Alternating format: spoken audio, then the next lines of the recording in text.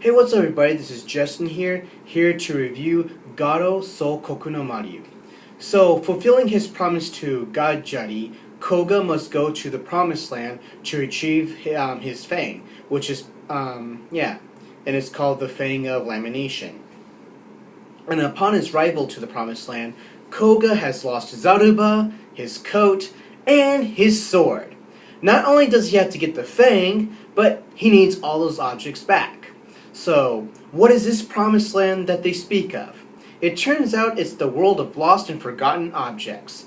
Along the ride, he meets some new friends and a new enemy in the form of those lost objects, and must stop the coming of Maryu, a dark creature that wants to ruin the Promised Land and take over the human world. Gee, where have I heard a plan like that before? Well, think of this as an epilogue to Season 2 Makai Senki. Koga, a man of honor and his word, is doing his job. But this time, this movie gives us more into the world of Garo just beyond ghosts and horrors, but a different side of human nature. Try to think of this more as Koga in a very interesting wonderland, and that's what you get. The world is very diverse, and it's not necessarily a full-out evil world, but a mix of strange emotions, both good and bad. The new characters are very curious, and they do add that necessary mysterious twist that goes along with the world of the Promised Land. Jedam, one of the driving villains, is an interesting villain herself, but kind of underdeveloped. Like, you have no idea what makes her more powerful compared to the other people in the Promised Land, or what she originally was. She just felt too generic. Kakashi, the new Shades of Grey, brings the personality to the movie, and he does have a great plot twist, and I thought he was the most developed character.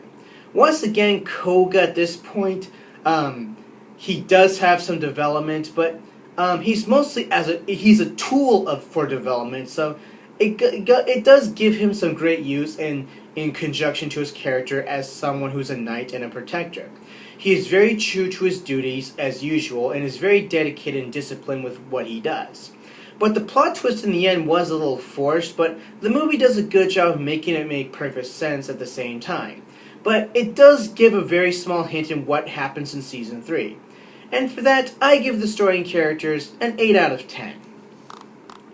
Most of the action is out of armor for Koga. The choreography still works, but there's really nothing new until the end, which I thought there was nothing really creative until the end.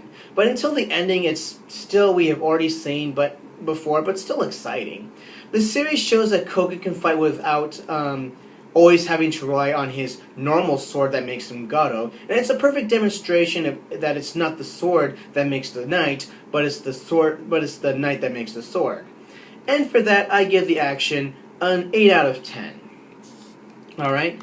And a good percentage of the music is the same, but a certain scene offers something very different, which I can't get into due to spoiler reasons, but is used for the right reasons. The ending thing is both calm and hot, and for that, I give the music a 10 out of 10.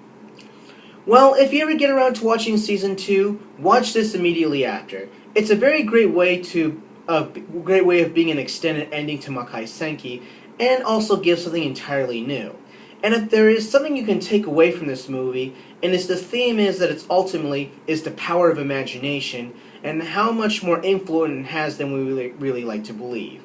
And for that, I gave this movie an overall score of an 8.5 out of 10, and next Tuesday, America time, and next Wednesday, this part of the world time, look forward to my next edition of Great Teacher JMo, and next weekend, look forward to my review of Garo Togen no Fue.